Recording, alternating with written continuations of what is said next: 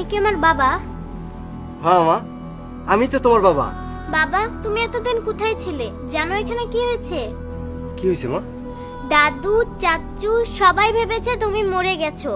সেই জন্য দাদু আর নানা ভাই মিলে মার সঙ্গে চাচুর বিয়ে দিয়ে দিয়েছে।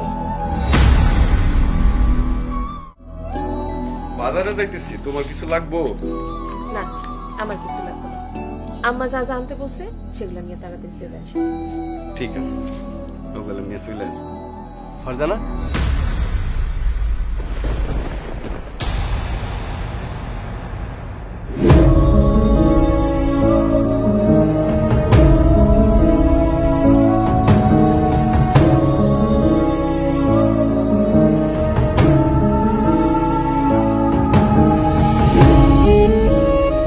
আপনি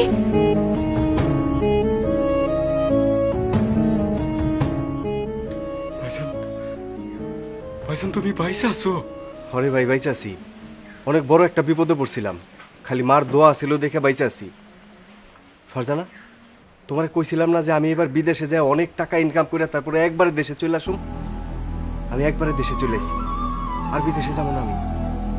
এখন থেকে তুমি, মা, রাশেদ, রিমা, আমি সবাই নিয়ে একসাথে থাকবো।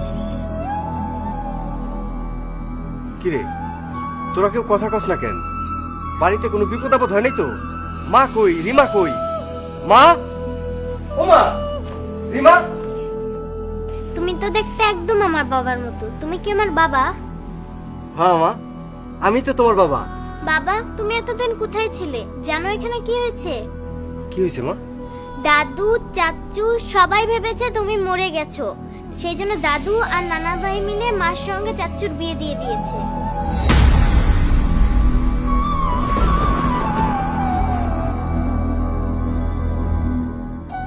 ফারজানা, রিমা যা কইতেছে তা কি সত্য?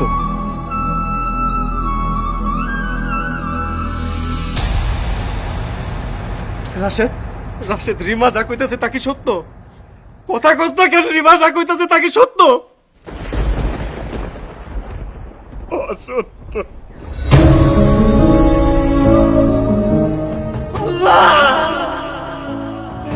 আল্লাহ, তুমি কি শুনাইলো? মা, এটা তুমি কি করলে মা?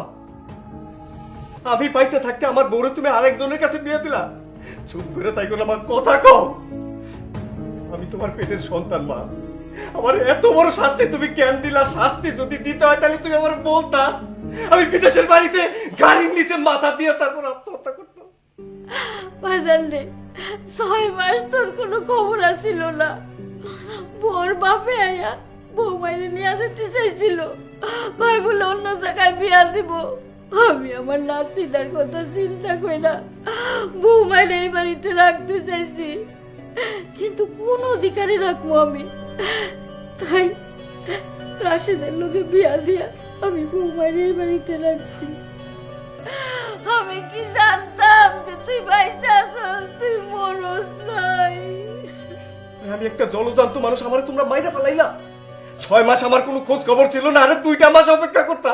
তোমার সাথে যারা থাকে সবার বাড়িতে বাড়িতে গিয়া খোঁজ নিছি, কেউ কোনো খোঁজ জানে না। এমনকি যারা তোমার সাথে থাকতো তাদের সবাইরে ফোনে কথা কইছি, কিন্তু কেউ কোনো খোঁজ খবর জানাইতে পারে না। তারপরে আমরা ধরে নিছি যে তুমি বাইসে আসো। কিন্তু তোমার শ্বশুর একদিন আয়া কইলো তুমি যে গাড়িতে করে ডিউটিতে গেছিলা এই গাড়িটা অ্যাক্সিডেন্ট করছে, এই গাড়িতে যারা আছিল সবাই মইরা গেছে। তারপর তোমার শ্বশুর, মা সবাই ধরে নিছে যে তুমি মইরা গেছো। কোন মুখে তাকাবো তোমার দিকে ভাইজান? যা করছি পরিস্থিতি শিকার হয়ে করছি, তুমি আমাদের মাফ করে দাও ভাইজান, মাফ করে দাও। ওপ, একটা কথাও তুই কবি না। তুই আমার গলার মধ্যে ছুরি চালাই এখন আইছিস মাপ চাইতে। ওই কোন মুখে মাপ চাস তুই? হ্যাঁ, আমি মরলে মরছি, আমার বউ বিধবা হইলে হইছে, আমার সন্তান ইতিম হইলে হইছে, এর লিগে তুই তুই আমার বউরে বিয়ে করবি?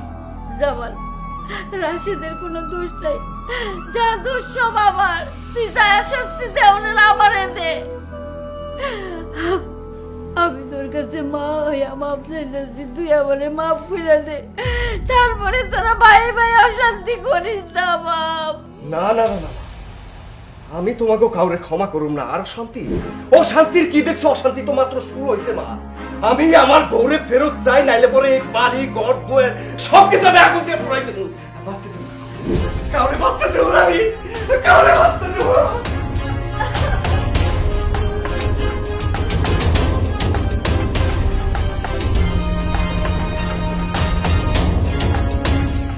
মা মা, আমার মরণ ছাড়া কোনো উপায় নাই। আমি কি করব এখন? আমি তো পাপী, আমি পাপ করছি। আমার স্বামী বাইচা থাকতে আমার দেবরে বিয়ে করছি। আমার মরণ ছাড়া কোনো গতি নাই মা। বৌমা, তোমার তো কোনো দোষ নাই। দোষ করলে আমি করছি। তুমি তো বিয়া করতে চাও নাই, আমি জোর করে রাশেদের লোকে তোমার বিয়া দিছি। মরতে হইলে আমি মরবো, তোমরা মরবা কেন?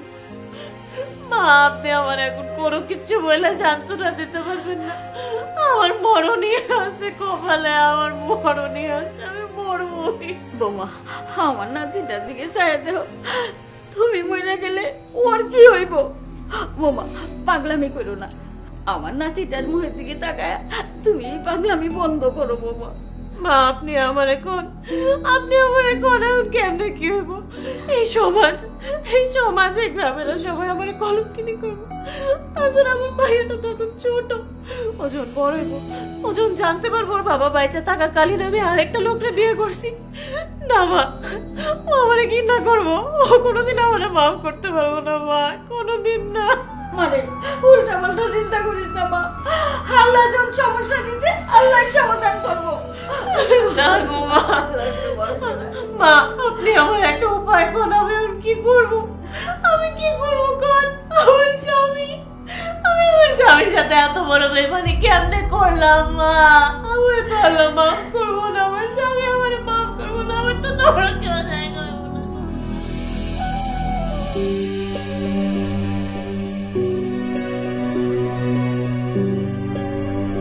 মায়া,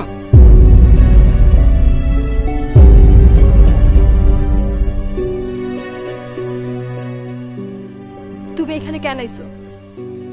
চলে যাও এখান থেকে। আমার সামনে এসে আমার মনের দুঃখ আর বাড়াও না তুমি।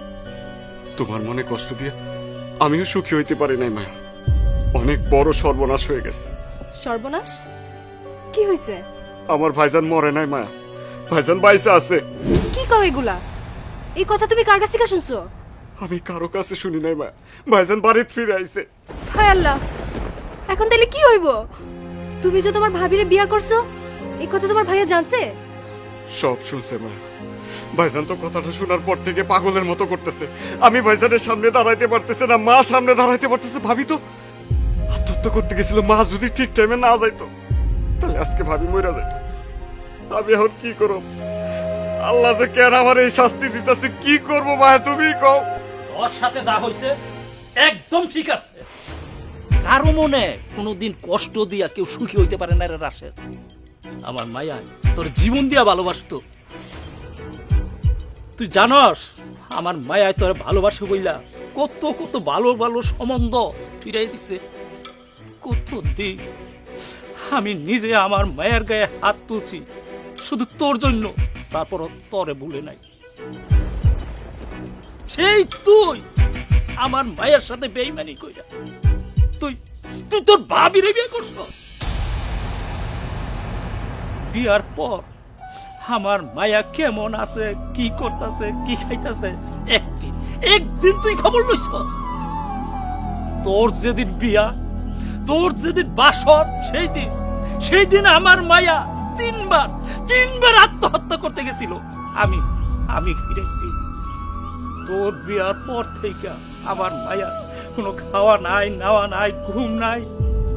দেখ দেখ কি চেহারাটা হইছে, একবার চাইয়া দেখ। আর এই সব কিছুর মূল হইছিস তুই। চাচা, আমি কি মায়েরে কম ভালোবাসতাম? কোন পরিস্থিতিতে গিয়ে আমি আমার ভাবিরে বিয়া করছি সব যাই নাও, আপনি আমারে দোষী করবেন? আমি তোরা দোষী করতে চাই না। তুই সাধু মানুষ, তুই সাধু মানুষের মতন থাকবি। আর আমার মায়ার আশেপাশে যেন কোনোদিন দেখি না। যা বেরো, বেরো। চল করদা করদা। এই আমার খারাপ চল, যা যা।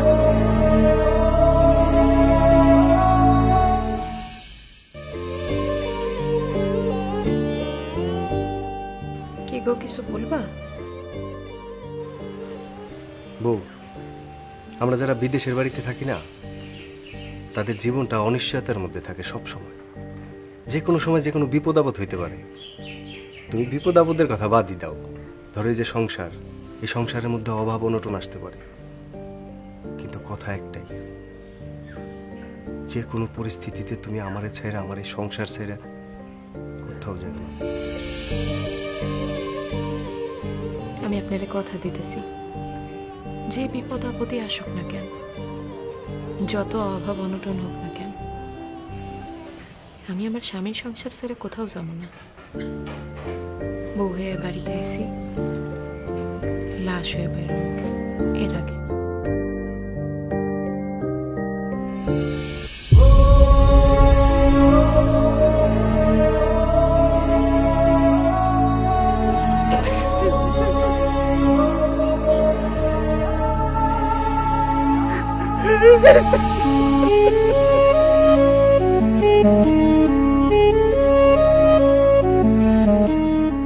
হায় হায় রে জামাল, কাল লাগা কি করলি? হ্যাঁ, আরে তোর বাপ তগ দুইটা ভাই ছোট রাইখা মইরা গেল, তুই ছোটবেলা এই সংসারের হাল ধরলি, বিদেশ চইলা গেলি। বিদেশ যাওয়ার পর তগ ছোট্ট একটা টিনের ঘর, তুই বিদেশ থেকে টাকা পাঠাইছ, সেই টাকা দিয়া তক এত বড় একটা বাড়ি করলো। আর তোর ভাইয়েরে তুই লেখাপড়া শিখাইছ, তোর ভাই তোর কাছে যখন যা চাইছে তুই বিদেশ থেকে পাঠাই দিছ, আর সেই ভাই তোর লোকে এত বড় বেইমানি করলো। চাচা, আমি মরে গেছি শুনে রাশেদ ফারজানারে বিয়ে করছে। আপনি এখানে আমার ভাইয়ের বেমানি কই দেখলেন? হায় হায়, তুই যে এই আসল ঘটনা কিচ্ছু জানোস না।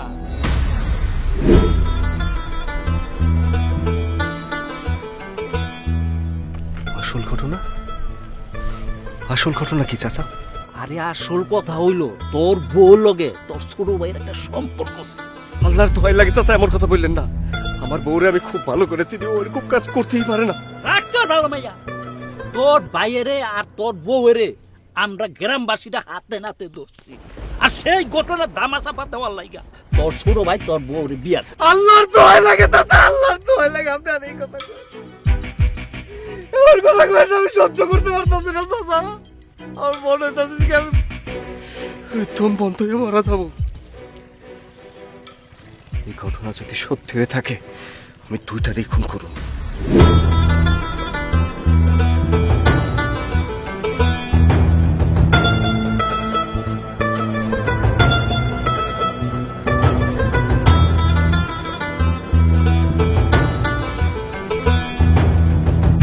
রাশেদ, তুই আমার মায়ার বুকের মধ্যে তুষের আগুন জ্বালাই দিছিলি।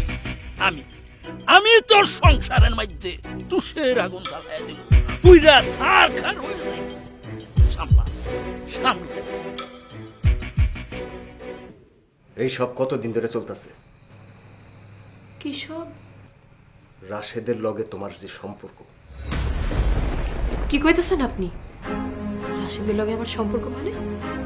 আপনার কি মাথা গেছে?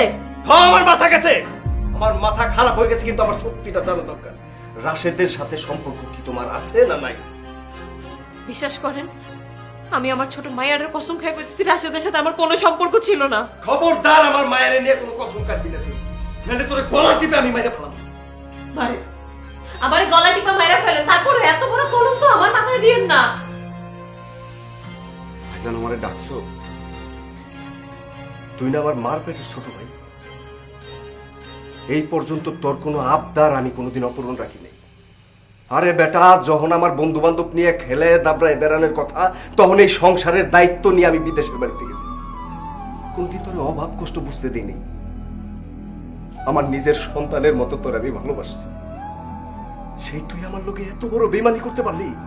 যেই মানুষটারে আমি ভালোবাসি, তোর ভাবি, তার সাথে নাকি তোর সম্পর্ক ছিল? এটা তুমি কি কইতেছো? হ্যাঁ, আমি ঠিকই কইতাছি। আমি 6 মাস বিদেশ থেকে ফোন দিতে পারি নাই, ওই সময় তোমাকে সম্পর্ক জমে গেছে। গ্রামের লোকজন তোমাকে হাতে নাতে ধরছে, আর আমার মা সেটার ধামা চাপা দেওয়ার জন্য তোমাকে দুজনের বিয়ে দিছে। আমি অপরাধ করি, তোমার দুইটা পায়ে পড়ে তুমি আমার শাস্তি দাও, মারো কাটো যা ইচ্ছা তাই করো। তুমি ভাবি গেলে এরও মিথ্যা অপবাদ দিও না ভাইজান, মিথ্যা অপবাদ দিও না। এই সমস্ত কথা তুমি কে কইছে ভাইজান, কে? আরে বেঈমান, গ্রামের লোকজন আমারে কইছে, গ্রামের লোকজন আমারে কইছে, তারা মিথ্যা কথা বলে না। আর তুই তো একটা বেঈমান রে, তোর মতো ভাই থাকার চেয়ে না থাকা ভালো। তোর ভাইরা মা দেখছো, দেখছো ভাইজান কি কয়? ভাইজান কইতেছে ভাবির লগে নাকি আমার সম্পর্ক ছিল, সেই সম্পর্ক ধামাচাপা দিবার লাগে নাকি তুমি আমার সাথে ভাবিরে বিয়া দিছো। এই কথা নাকি গ্রামবাসী কইছে। মা মা তুমি ভাইজান রাত কেন, ভাইজানটা মারা ফেলতে দাও আমারে। এই কথা শুনে নাকি আমার মরণ হইল না কেন? জামাল, গ্রামের মানুষ কখনোই তোকে ভালো চায় নাই। তোকে দুই ভাইয়ের মধ্যে ঝামেলা চলতেছে, এই ঝামেলাটা বড় করার জন্য একটা মিথ্যা কথা কইছে। আমি তোর মা হইয়া কইতাছি ওগো মধ্যে কোনো সম্পর্ক আছিল না। তারপরে যদি তুই বিশ্বাস না করস, লে দুইজন তো তোর চোখের সামনে আছে, লে মাইরা বলা। চুপ করো মা, তুমি চুপ করো। তুমি হইতাছো সমস্ত নষ্টের গোড়া। তোমরা তোমরা কেউ আমার আপন না, কেউ আপন না ভাই। বেঈমান সব এক একটা বেঈমান তোমরা।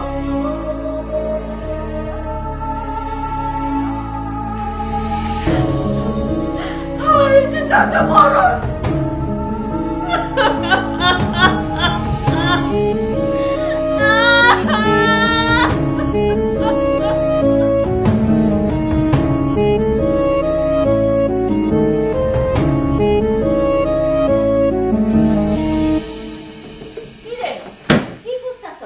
বিষ খুঁজতেছি মা, বিষ খাই আমি আত্মহত্যা করুম। আমি আমার এই জীবন রাহুম না মা।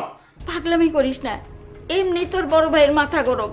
মানুষ এই উল্টা সিধা বুঝে তোর ভাইয়ের এমন করে দিছে, দেখবি রাগ পইরা গেলে সব ঠিক হয়ে যাইব। কিচ্ছু ঠিক হইব না মা, কিচ্ছু ঠিক হইব না। আমার জীবনটা নষ্ট হয়ে গেছে। মা, তুমি তো জানতো আমি মায়ের কতটা ভালোবাসতাম। আমার ভাতিজির মুখের দিকে তাকায়, আমার ভাবির মুখের দিকে তাকায়, আমি আর ভাইয়ের সংসারের দিকে তাকায় আমি আমার ভাবিরে বিয়া করছি। আমার ভালোবাসার সাথে আমি প্রতারণা করছি। মা তুমি কইতে পারো আমার মতো কোনো অবিবাহিত ছেলে কোনো এরকম বিবাহিত মহিলাকে বাচ্চা সহ বিয়ে করবো? করবো না মা, করবো না।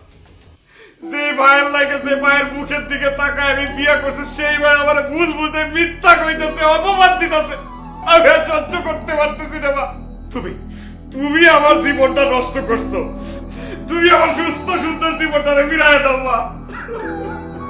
কি কইছো? আমি অপরাধী, কিন্তু আমি আমার নাতিটার কথা চিন্তা করছিলাম, আমার পোলার বইয়ের ভবিষ্যতের কথা চিন্তা কইরা এই কাজ করছি। এখন যদি তোরা আমার অপরাধী বানাস, তাহলে আমি অপরাধী। আমার শাস্তি দে, তোরা যেই শাস্তি দিবি এই শাস্তি আমি মাথা পাইতে নিব। না মা না, তোমারে আমি শাস্তি দিতে পারব না। তুমি আমার মা। আমি আমার নিজেরা শেষ করে ফেলবো, নিজেরা শেষ করে ফেলবো মা। হ্যাঁ, এমন কথা কইস না বাপ। এখন তো সমস্যার সমাধান করতে হইব না। ও বাপ, তুই বউরে ডিভোর্স দে, দিয়া তোর ভাইয়ের বউ তোর ভাইরে বিদায় দে। ডিভোর্স দিলে না বিষয়টা সমাধান হইব না। ডিভোর্স দিলে গ্রামের সবাই জানবো তোর আমি কোনো সিসি করবো মা। আমি এটা করতে পারবো না। তুমি যা ইচ্ছা বলছো তাই করো।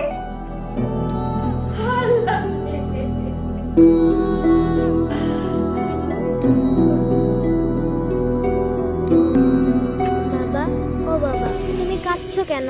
তোমার কি খুব কষ্ট হচ্ছে? না রে মা, আমার কোনো কষ্ট নাই। তোর মতো মেয়ে যার আছে তার কি কোনো কষ্ট থাকতে পারে বল? মারে, সবাই তো আমার পর হয়ে গেল। তুই তোর এই বাবারে ছেড়ে কোনোদিন কোথাও যাবি না তো? না বাবা, আমি তোমাকে ছেড়ে কোথাও যাব না। এখন চলো, মা তোমার জন্য খাবার নিয়ে অপেক্ষা করছে। আমি, তুমি, মা, চাচু সবাই মিলে একসঙ্গে বসে খাবো। মারে, সবার সাথে হাসি খুশি ভাবে বৈশাখ খাওয়ার ভাগ্য আমার নাই। তুই যা সবার সাথে খায় নে। না বাবা, তুমি না খেলে আমি খাবো না।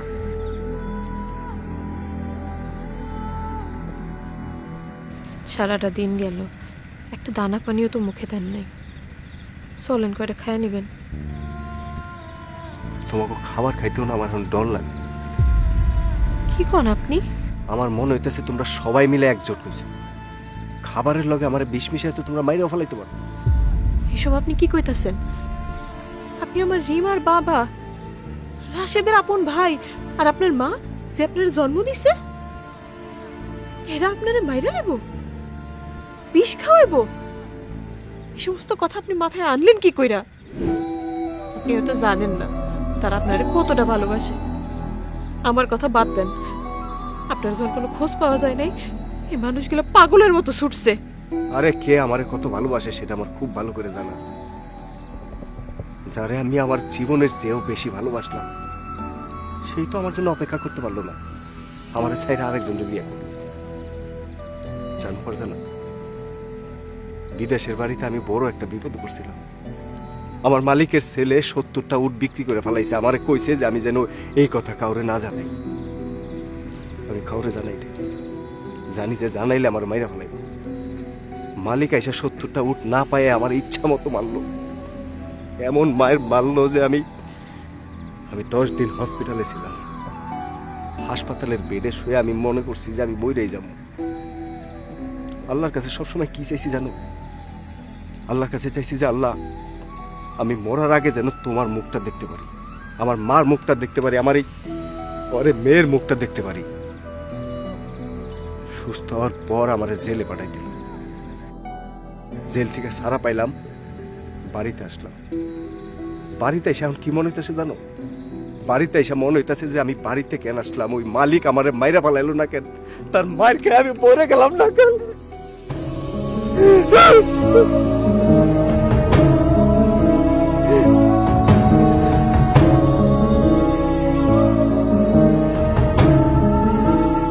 চাচা বাড়িতে আছেন? চাচা, আরে জামাল ভাই,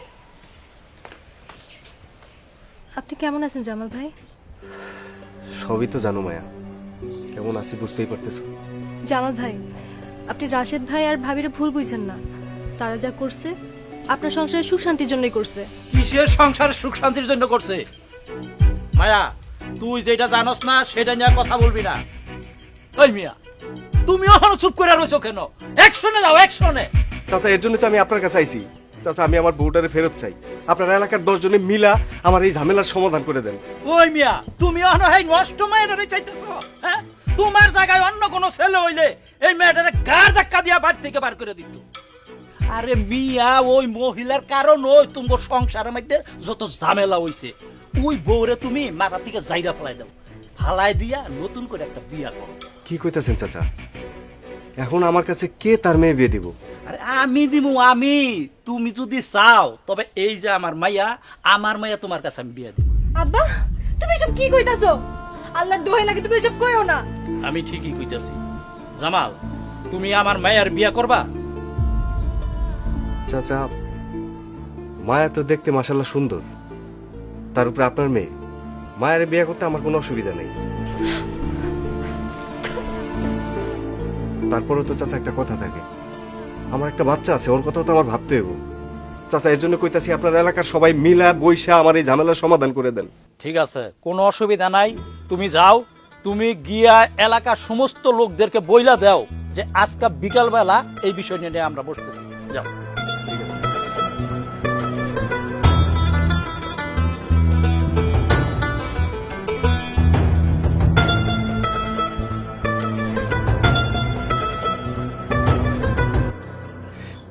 কি হয়েছে? কান্নাকাটি করতেছো কেন? তোমার কি বিয়ে ঠিক হয়ে গেছে?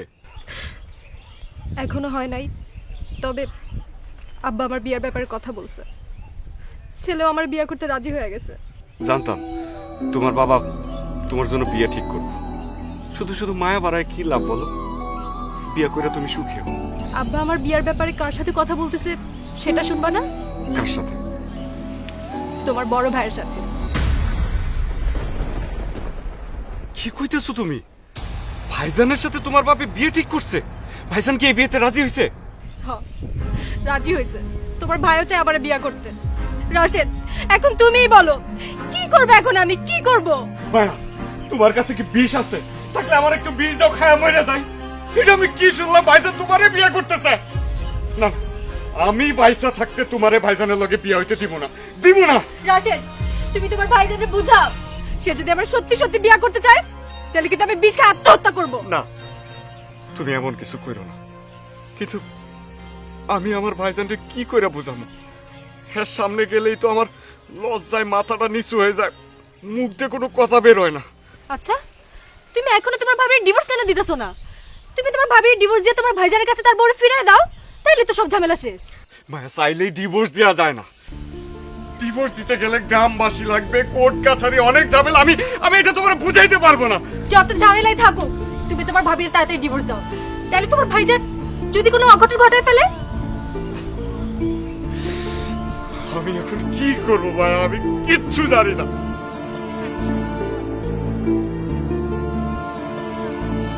আব্বা, আমি তোমারে বারবার মানা করছিলাম, বারবার কইছিলাম আমি বিয়াটা করুম না, তারপরও তুমি জোর করছো। এখন আমি কি করবো আব্বা? আমার স্বামীর আমি মুখটা কেমনে দেখাবো? সে তো আমার ভুল বুঝতেছে।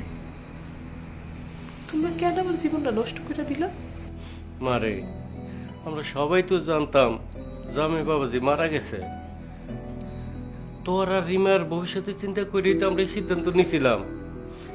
আমরা তো আর জানতাম না এরকম একটা ঘটনা ঘটবো। কিন্তু এখন কি হইব রে মা, আমি তো কিছু বুঝতে পারতেছি না। জামাই বাবাজি কই?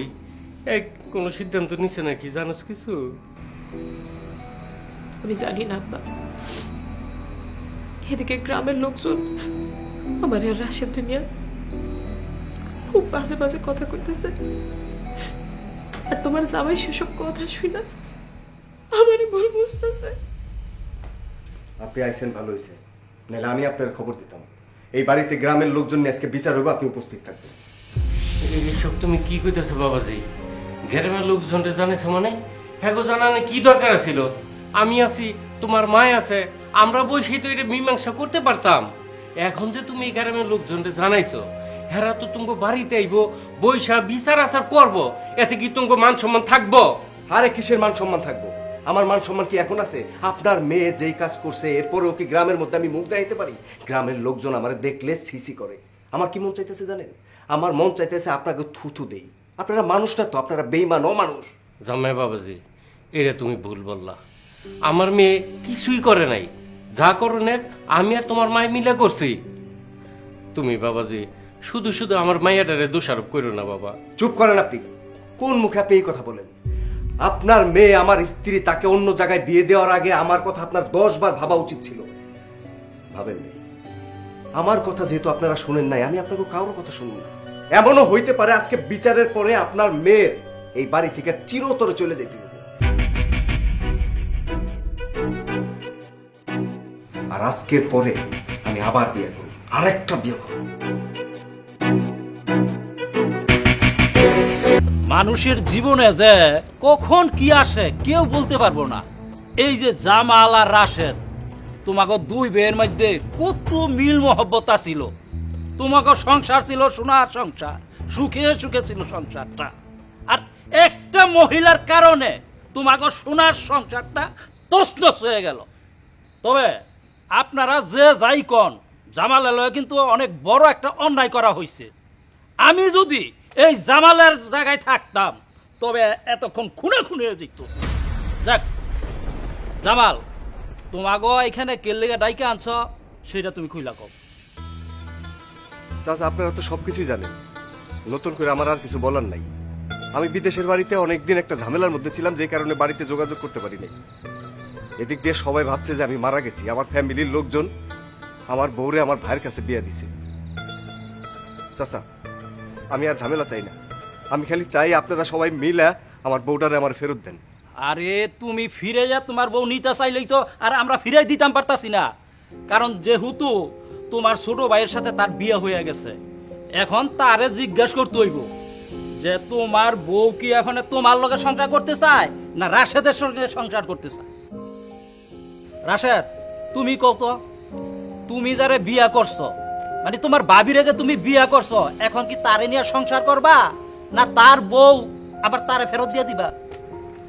আমার ভাইয়ের বউ, তার উপর অধিকার আমার ভাইয়েরই সবচেয়ে বেশি।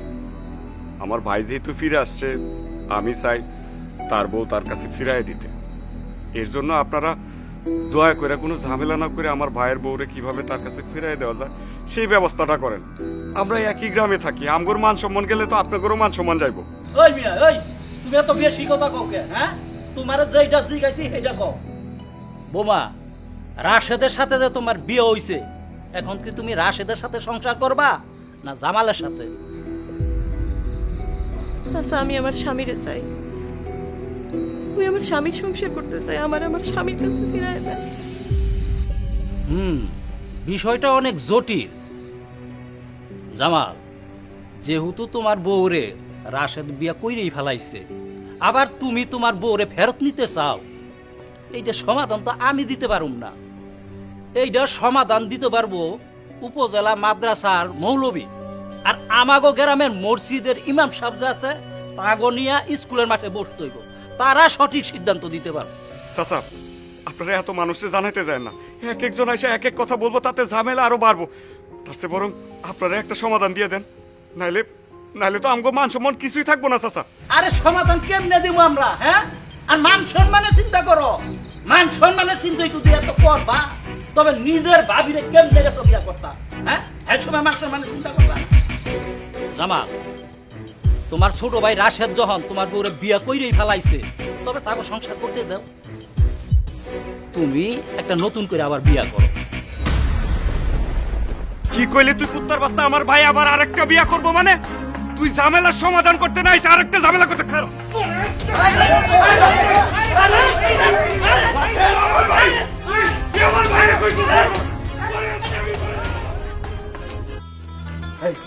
এই, আমি তোর কি ক্ষতি করছিলাম যে তুই আমার এত বড় ক্ষতি করলি? আমার মনের মধ্যে তুই তুষের আগুন জ্বালায় রাখছিস। কি এলাকার লোকজন আইলো সবকিছু সমাধান করতে, তুই তাও হইতে দিলি না? কারণটা কি? তুই কি চাস? আর জানিস তুই সংসার করবি? আমি তো এটা হইতে দিব না। আমি প্রয়োজন তোর ভাইরা ফালাবো, আমি প্রয়োজন ভাইরা ফালাবো, ভাইজান ভালো লাগতেছে না কিন্তু। তুমি বিনা কারণে আমার গায়ে হাত তুলতেছো। তুমি খালি তোমার স্বার্থটাই দেখতেছো। আরে আমি একটা অবিবাহিত ছেলে, আমি কেন তোমার বউরে বিয়ে করতে যাবে? তুমি একবার ভাইবা দেখছো আমার মতো ছেলে কোথাও খুঁজে বাবা? আরে আমি আমার নিজের ভালোবাসারে ত্যাগ করে বউ বাচ্চা সহ তোমার বউরে বিয়ে করছি কেন জানো? যেন আমার ভাইয়ের বউরে যেন কেউ না বলতে পারে বিধবা, আমার ভাতিজারে যেন কেউ না বলতে পারে এতিম। তাইলে ফারজানারে তুই ডিভোর্স দিস না কেন? তুই কেন আমার বউরে আমার কাছে ফেরত দিস না? আরে তুমি তোমার বউরে নিয়ে যাও, এক্ষুনি ডিভোর্স পেপার নিয়ে আসো, আমি এক্ষুনি সাইন করে দিতেছি। তুমি খালি তোমার স্বার্থটাই দেখলা ভাইজান। তুমি আসার পরে আমি একটা জিনিস দেখতেছি, তুমি তোমার স্বার্থটা দেখতেছো আর কারোর স্বার্থটা দেখতেছো না। আমার স্বার্থ না, মায়ের স্বার্থ না, কারোরটা না। তুমি একটা স্বার্থপর। আমি স্বার্থ? হ্যাঁ, আমার বউরে তুই বিয়ে করছিস, আবার আমার এক স্বার্থপর? আমি স্বার্থপর? আমি স্বার্থপর?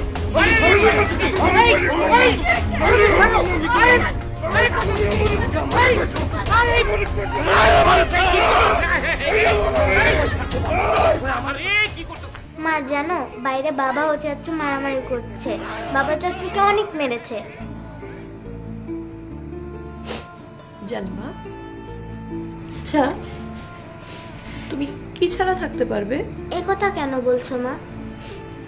ধরো আমি যদি কোথাও দূরে চলে যাই, অনেক দূরে, আর কখন ফিরে না আসি, তখন তুমি থাকতে পারবে না?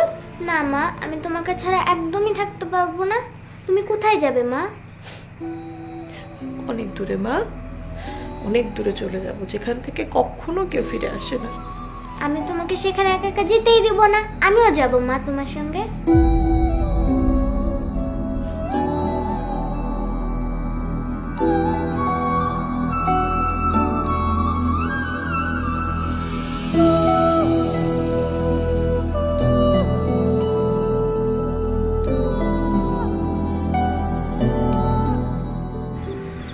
কি ব্যাপার, এত রাতে এখানে দাঁড়ায় আছেন যে? ঘুমাবেন না? চক্ষু দুটার মধ্যে ঘুম নাই ফারজানা। চোখ বন্ধ করলেই তোমার আর আমার সেই পুরনো স্মৃতিগুলো চোখের মধ্যে বাইসে ওঠে। আমার আরো বেশি কষ্ট লাগে, আমার দম বন্ধ হয়ে আসে। আপনি আমারে মাফ করে দেন। আব্বা কালকে কোর্টে যাইব ডিভোর্সের ব্যাপারে কথা বলতে। কিছুদিনের মধ্যে রাশেদের আমার ডিভোর্স হয়ে যাব, তারপর আমরা নতুন করে আবার সংসার শুরু করি। ভাঙা আয়না যেমন জোড়া লাগে না, তেমনি ভাঙা মনও জোড়া লাগে না ফারজানা। আমি জানি ডিভোর্স হইব, তুমি আবার আমার কাছে ফিরে আসবা, কিন্তু যে ঘটনাটা ঘটছে আর আমার এই বুকের মধ্যে দাগ লাগছে, এই দাগ করতে চাইবো না।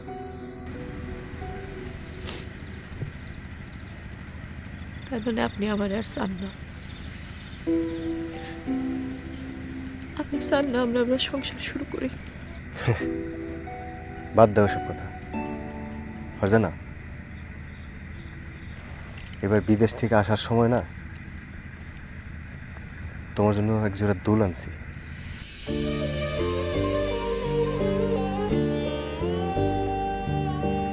একটা হারও আনছি। এই দুল আর হার তুমি সবসময় পরে থাকবে, তাহলে তোমার কাছে মনে হবে যে আমি তোমার সাথে আছি সবসময়।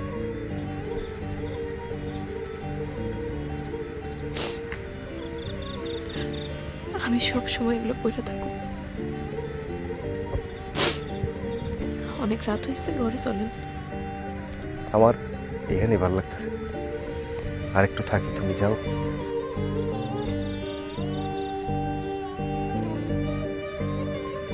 ফারজানা,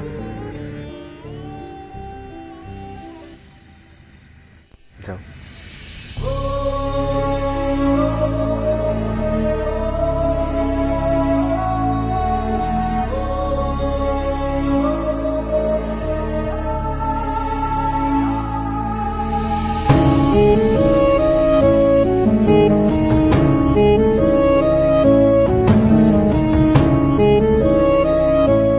চাচি, চাচি আপনার কই? আসে, আপনার সবাই তাড়াতাড়ি বাইরে আসে।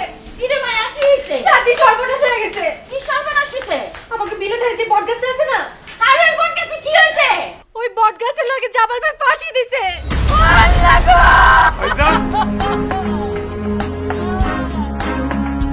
তাড়াতাড়ি চলেন।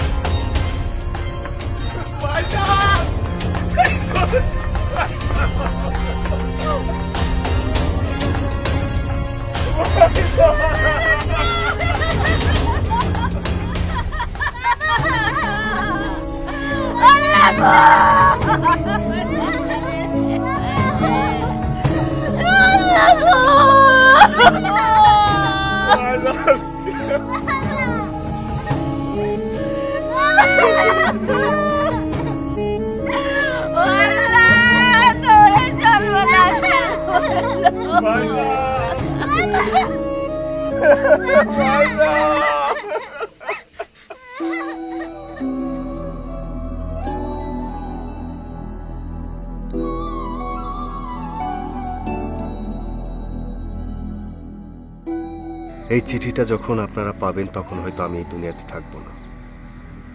মা, রিমা, রাশেদ, ফারজানা, তোমরা আমার মাফ করে দিও। এছাড়া আমার আর কোনো উপায় ছিল না। আমি যখন আইসা শুনলাম ফারজানার রাশেদ বিয়ে করছে, তখনই আমার দেহ মন সব মরে গেছে।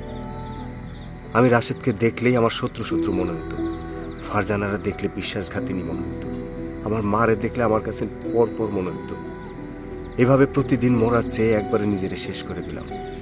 আমি কাউরে দোষ দিতেছি না, সব দোষ আমার, সব দোষ আমার ভাগ্যের।